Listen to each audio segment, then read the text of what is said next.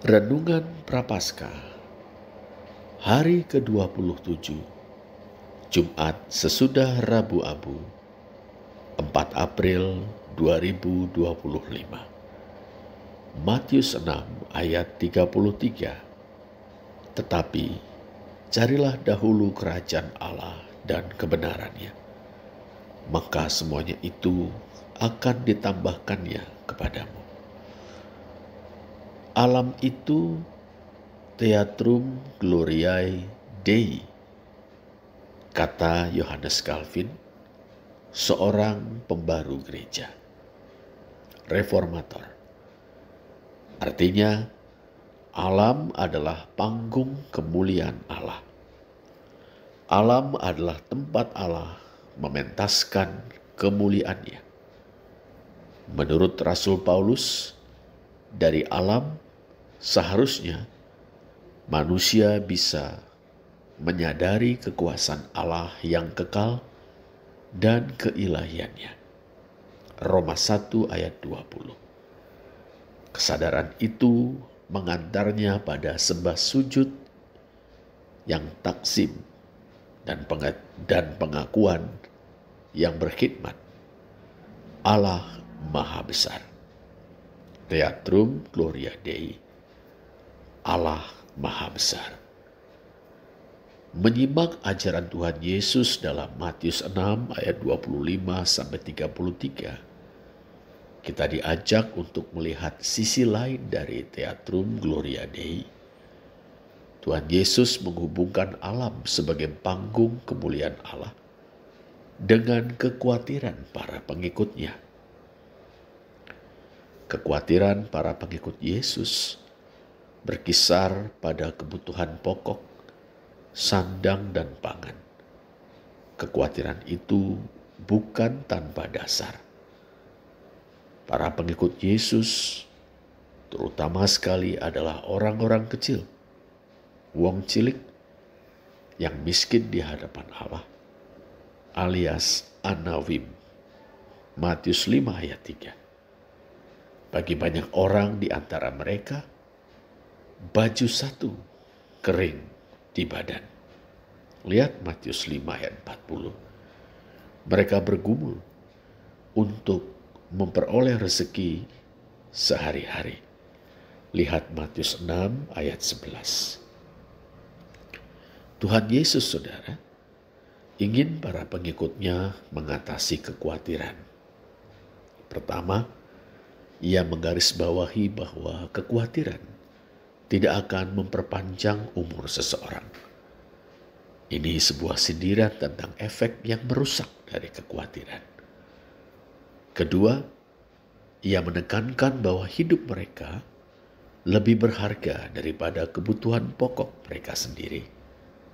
Betapa tidak? Mereka anak-anak Bapa yang di sorga. Matius 6 ayat 26 dan 32. Yang ketiga, ia menegaskan bahwa Allah tidak pernah lepas tangan terhadap anak-anaknya. Ia peduli. Ia memelihara mereka. Menarik sekali, saudara. Tuhan Yesus mengajak para pengikutnya untuk melihat alam, burung-burung di langit.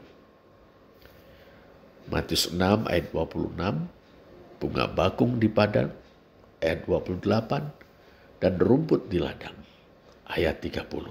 Semuanya dipelihara Allah.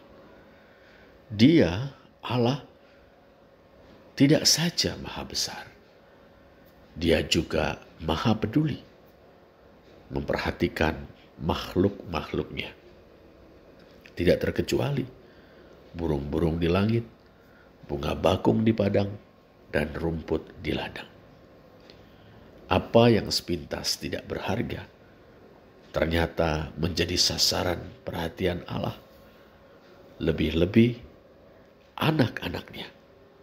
Kebenaran ini, saudara, mendorong kita untuk menyerahkan hidup kita kepada Allah. Dalam penyerahan diri itu, kita menikmati ketenangan. Karena tahu pasti bahwa Allah adalah Bapa yang mempedulikan kita anak-anaknya. Inilah gelasan haid. Alih-alih khawatir, saudara, para pengikut Tuhan Yesus diminta untuk mencari kerajaan Allah dan kebenarannya atau keadilannya. Hedikaya sune autu. Artinya, mengarahkan hati kepada Allah dan melaksanakan kehendaknya. Seturut dengan doa, datanglah kerajaanmu, jadilah kehendakmu di bumi seperti di surga. Matius 6 ayat 10. Itu berarti saudara, berdoa dengan keterarahan kepada Allah dan bekerja dengan kesadaran melakukan kehendak Allah. Bila kita membiarkan diri dikuasai oleh kekhawatiran, kita sama saja dengan bangsa-bangsa yang tidak mengenal Allah. Matius 6 ayat 32. Dengan belajar beriman dari alam, kita tidak membiarkan diri kita terbelenggu oleh kekhawatiran. Alih-alih kita membebaskan diri dari kekhawatiran. Dengan belajar beriman dari alam, kita mengarahkan hati kepada Allah dan dengan sadar melakukan kehendaknya dalam doa, dalam bekerja. Terpujilah Allah. Amin. Mari kita berdoa.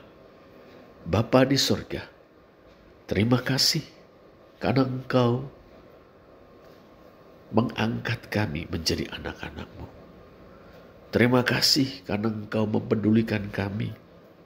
Terima kasih Engkau senantiasa memelihara kami.